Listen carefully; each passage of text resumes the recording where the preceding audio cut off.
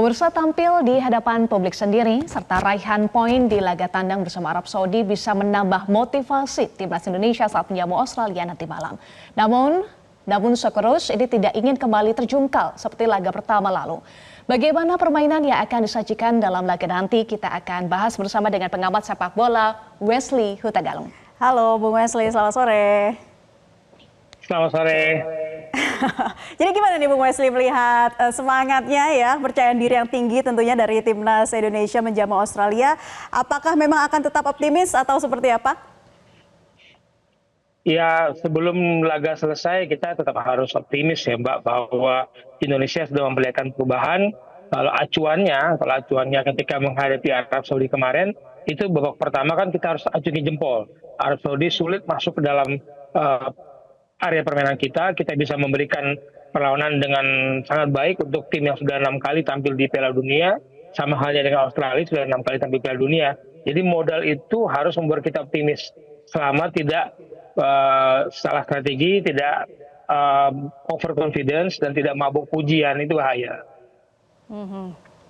Baik, nah nanti kan juga ada Justin Hubner ya yang diprediksi akan bermain nanti. Apakah Hubner ini bisa menjadi pembeda nih Bung Wesley untuk menambah benteng pertahanan bersama dengan Jay Izzez dan juga Rizky Ridho? Ini yang menarik bagi saya sejak Sintayong menangani tim nasional kita Januari 2020, selalu saja ada kejutannya Mbak. Apakah itu di starting line-up-nya ataukah itu gaya bermainnya?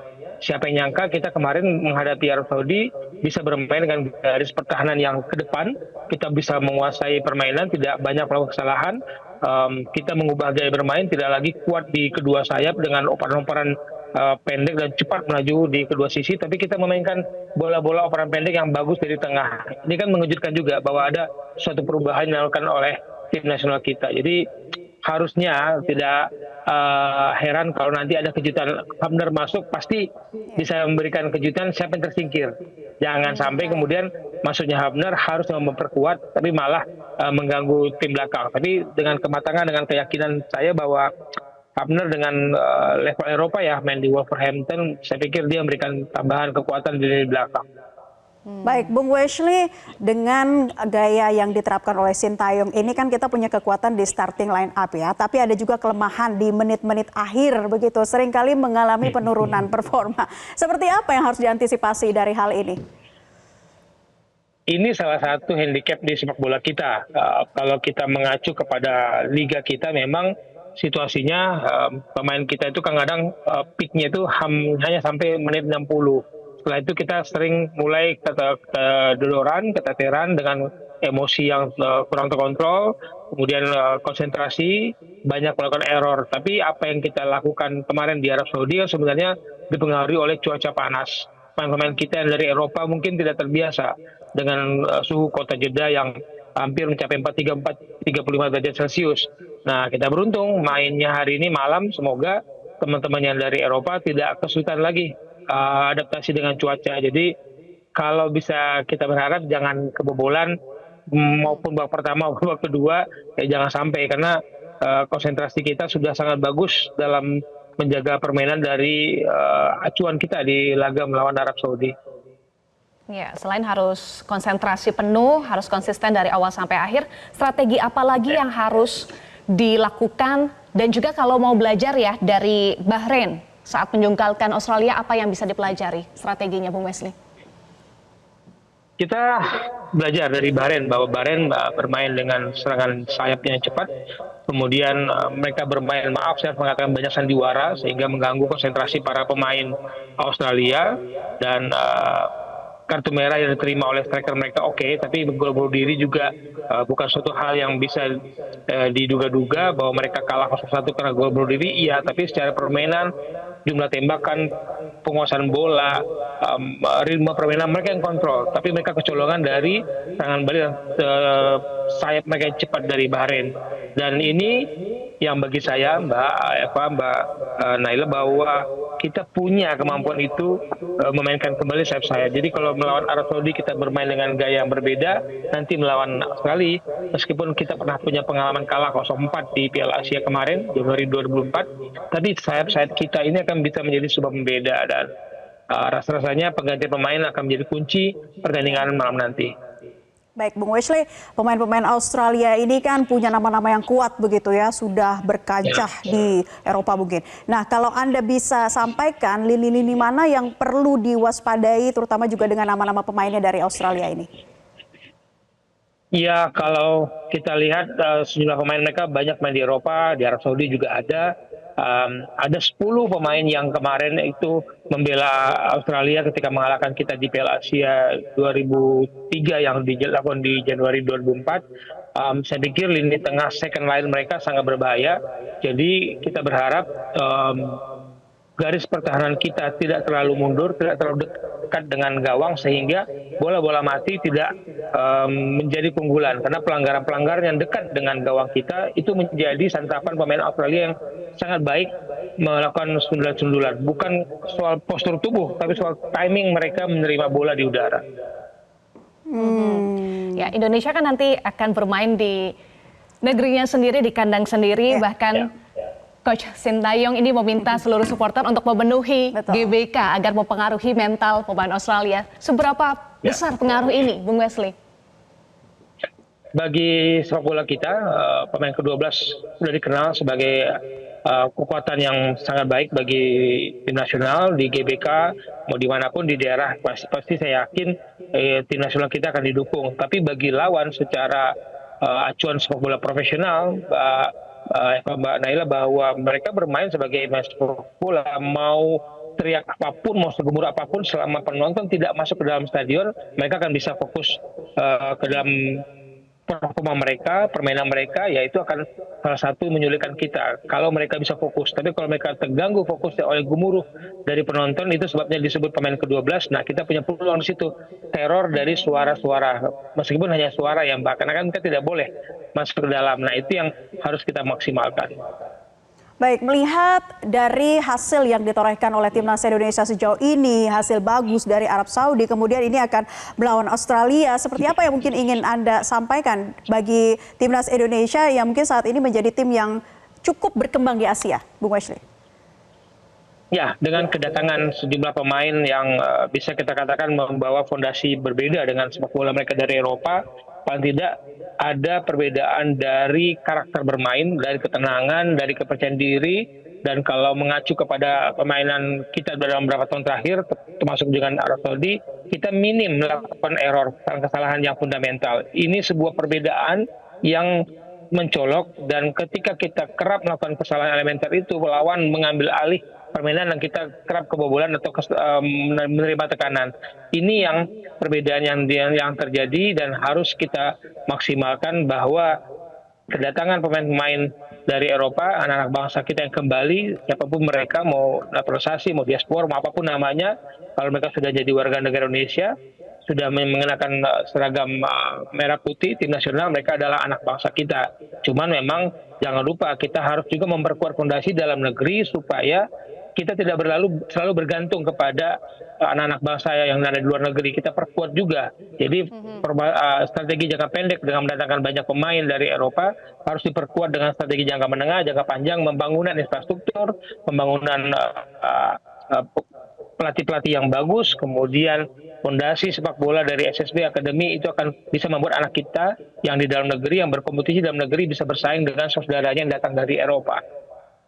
Iya, baik. Bung Wesley, kita akan simak terkait dengan kepemimpinan Jai Izzat yang memberikan motivasi nih kepada punggawa tim Garuda yang terlihat jelas saat laga lawan Arab Saudi lalu. Kita akan simak dulu ya, Bung Wesley dan juga pemirsa.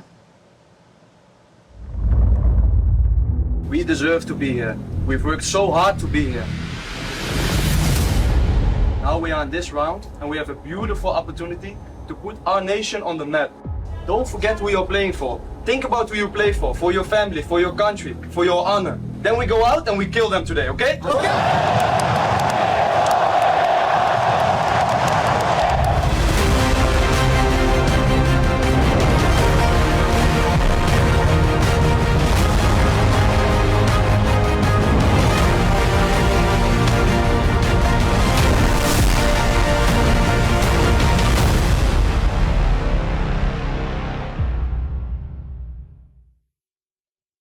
Iya, Bung Wesley, tadi kita sudah simak ya bagaimana sosok Jay Izzas yang kokoh menjadi benteng pertahanan dari tim Garuda. Bagaimana melihatnya?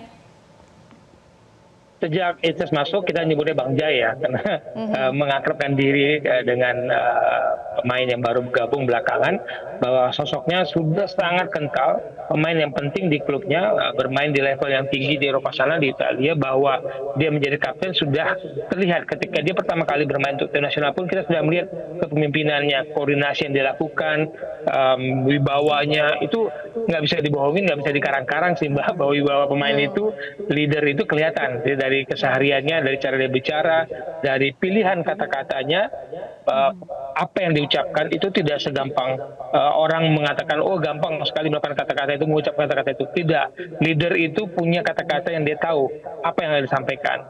Dan saya berharap tahun depan mungkin kita sudah melihat Izzas memberikan motivasi dalam bahasa Indonesia di dalam tim nasional Indonesia. Oke, ini sebetulnya yang dibutuhkan kita juga semangat motivasi dari dalam, dari internal seperti itu ya, seperti dengan yang ditunjukkan sosok Kapten Jay Izzas menurut Anda, Bung Wesley?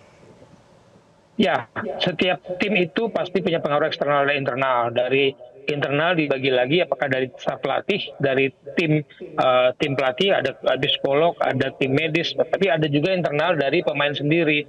Nah, pemain sendiri itu kadang jauh lebih dekat karena mereka sehari-hari mereka merasakan. Kadang-kadang pemain itu kan yang di lapangan pelatih, tim medis, psikolog itu di luar. Jadi kedekatan tim oke, tapi mereka yang lebih merasakan situasi keringat mereka, kerja keras mereka, dan ketika ada pemimpin di situ pasti ada ketenangan, pasti ada rasa seperti anak kalau dipimpin orang tua, pasti dia mesti tenang, lebih aman, lebih nyaman. Nah, itu perlu kepemimpinan seorang kapten, dan tidak mudah. Kalau saya mengacu beberapa klub sekarang di Eropa, mereka kehilangan sosok kapten dan itu berpengaruh kepada prestasi di sehari-hari mereka di kompetisi. Saya nggak usah sebut namanya lah, bajunya merah juga klubnya di Inggris sana. Tapi mereka sudah kehilangan sosok kapten dan itu mencari-cari kapten penerus nggak gampang. Dan kita beruntung punya Jay Izzas yang kepemimpinannya harus kita akui ya. Saya suka dengan kata-kata, pemilihan kata-kata dan narasi dan intonasi dia berbicara. Baik. Ya, penting sekali ya peran leader di sini, dan juga kalau kita melihat berbagai momen timnas ini nampaknya saling kompak satu sama lain. Bagaimana Bung Wesley melihat kekompakan timnas? Salah satu modal utama dalam pertarungan adalah kita percaya sama teman, kita percaya sama pelatih, kita percaya sama seluruh elemen tim yang membantu kita, dan itu menimbulkan kekompakan, itu menimbulkan kesamaan perasaan, dan kalau ibarat tentara ada ketidakpercayaan kepada rekannya di sebelah kiri maupun kanan, itu kan berbahaya. Bisa kita mati kena ditembak lawan, atau bisa kita mati kena dimakan binatang buas, karena tidak ada yang saling mengingatkan, menjaga. Dan ini yang saya lihat bahwa kekompakan tim itu muncul apalagi di era sosial media, di mana-mana semua bisa divideokan, semua didokumentasikan. Kalau dulu saya itu mengharamkan namanya situasi di kamar ganti itu muncul ke publik karena ada bahasa-bahasa atau ada kata-kata yang mungkin hanya menjadi rahasia, menjadi kekuatan tim itu. Tapi kalau itu di-upload, ya harusnya ada yang disaring, ada yang diperbolehkan untuk menunjukkan keakraban tadi, untuk menunjukkan semangat tadi, untuk memancing gairah publik tadi bahwa tim nasional ini sedang dalam fase pengembangan, sedang dalam fase peningkatan kualitas. Tapi tidak semuanya yang ada di kamar ganti itu boleh dipublikasikan. Baik, ya Bung Wesley, kita balik lagi soal pertandingan Indonesia akan menjamu Australia. Berkaca dari Arab Saudi sebelumnya yang juga peringkat FIFA-nya jauh lebih tinggi dari Indonesia, begitu juga dengan Australia. Berarti mental ini bukan lagi menjadi kendala atau masalah ya bagi timnas. Apa yang kemudian harus benar-benar diperhitungkan, harus benar-benar menjadi pertimbangan yang matang untuk laga nanti? Ya, Arab Saudi peringkat 56 FIFA, Australia lebih tinggi lagi 24. Dan apa yang perlu kita lakukan, apa yang perlu kita jaga adalah fokus terhadap strategi yang sudah dirancang oleh tim pelatih, oleh Sintayong dan kawan-kawan. Fokus kepada target permainan, lupakan lagi semua euforia yang terjadi sepulang dari Arab Saudi, lupakan pujian, lupakan semua sanjungan, berkeringatlah di lapangan, menangislah karena kemenangan. Itu saja sih dari saya. Menangislah karena kemenangan. Ya, kita doakan bersama yang terbaik untuk Timnas Indonesia. Terima kasih pengamat sepak bola Ya. Wesley Huta Galung sudah bergabung bersama kami di Just Line. Wah, itu dia ya, semangat yang disampaikannya, berkeringat di lapangan, kemudian tadi harus raih kemenangan ya. Iya. Ya, ini juga menjadi doa dari seluruh masyarakat Indonesia. Kita akan lihat apa tanggapan atau komentar warganet dari akun X yang sudah kami himpun pemirsa. Yang pertama dari @FGVXXX. Australia mau pulang sendiri atau mampir dulu ke Bali? Oh. Baik, berikutnya dari @Fadil Mananson. Ganti aja Min, jersey home jadi putih, jersey away putih. Oke. Semua juga menunggu ya nanti jersinya akan seperti apa. Kita lihat dari Smurfy XXX.